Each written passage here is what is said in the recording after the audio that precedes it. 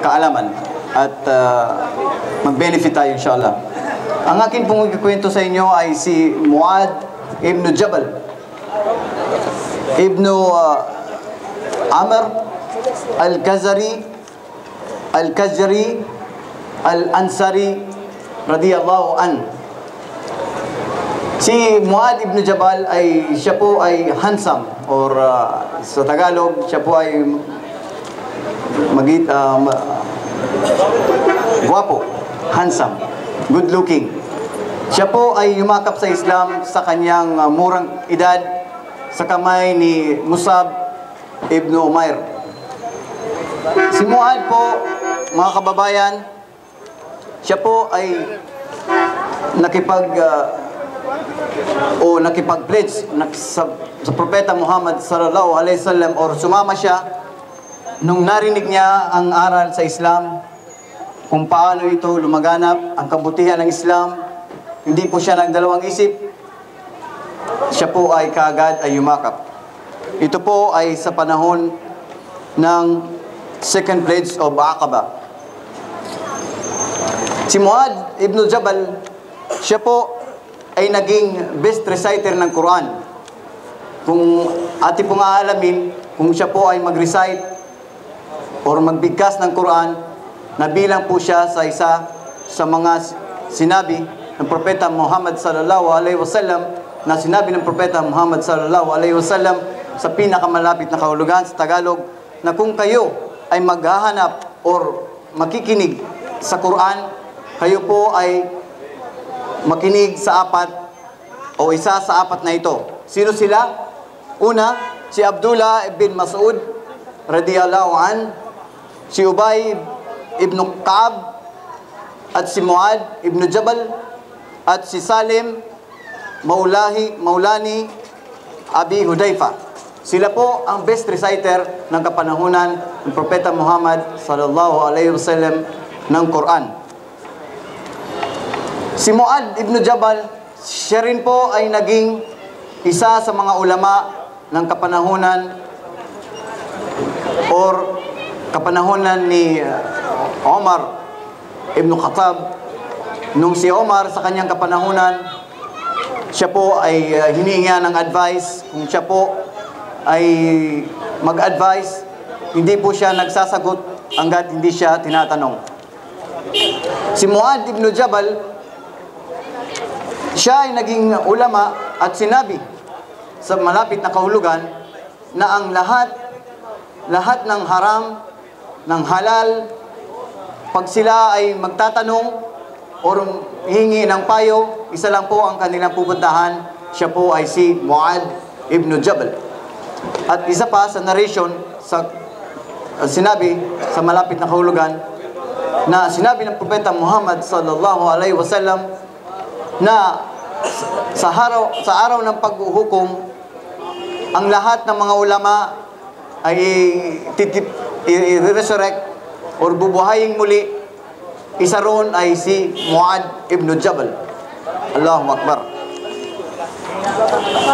Si Muad ibn Jabal, siya rin po ay isa sa mga pinadala ni Propeta Muhammad nung ang Yemen ay naghingi ng isang or mga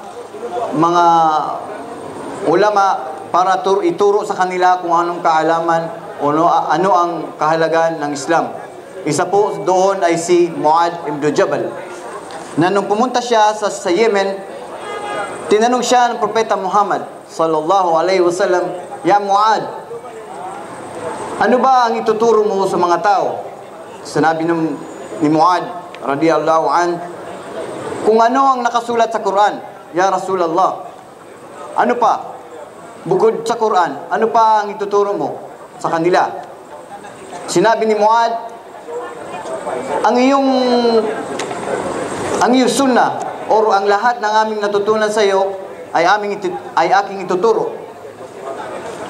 Bukod doon, ano pa? Tinanong ng Propeta Muhammad sallallahu alaihi wasallam, at sinabi ni Muad, at kung wala na, lahat ng aking natutunan ayon sa Quran at sa iyong sunnah ay aking ituturo.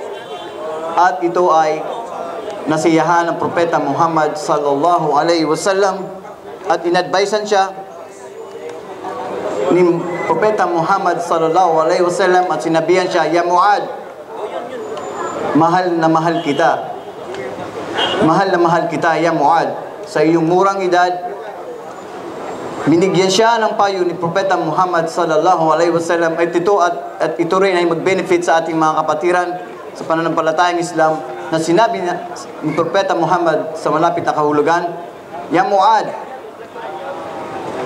mayroon akong advice sa iyo na bago ako umalis or pumanaw, baka hindi mo na ako maabutan sa taong ito. Bago ako umalis, ya Muad, may bibigay ako sa iyong dua, na itong dua ay huwag mong kakalimutan pagkatapos ng iyong fard na sala." So, si Muad ay nakikinig, mga kapatid, sa pananampalatayang Islam. Nakikinig si Muad, "Ya Rasulullah, ano yun? Ano yung dua na magbe-benefit sa amin?"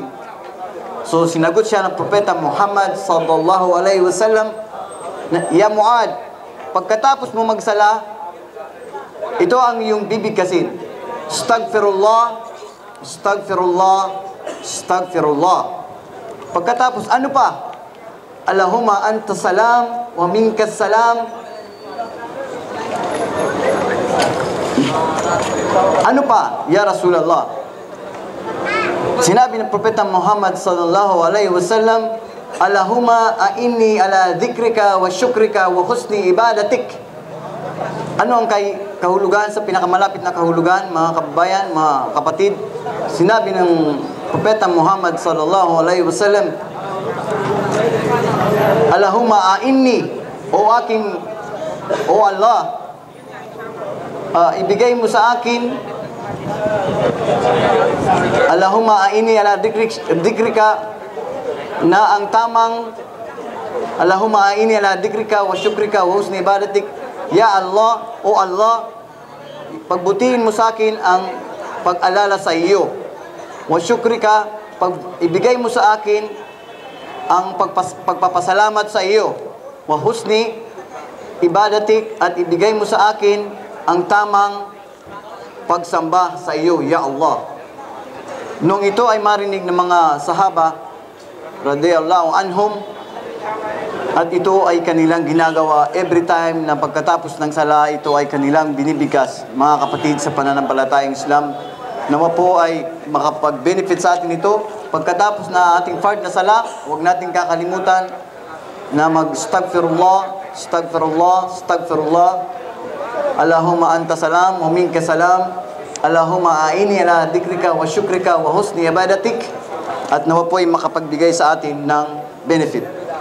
Bago po pumanaw si Propeta, si Umar radhiyallahu an, siya po ay nakapagsabi, "Wallahi," sabi ni Umar, "kung buhay lamang si Muad ibn Jabal,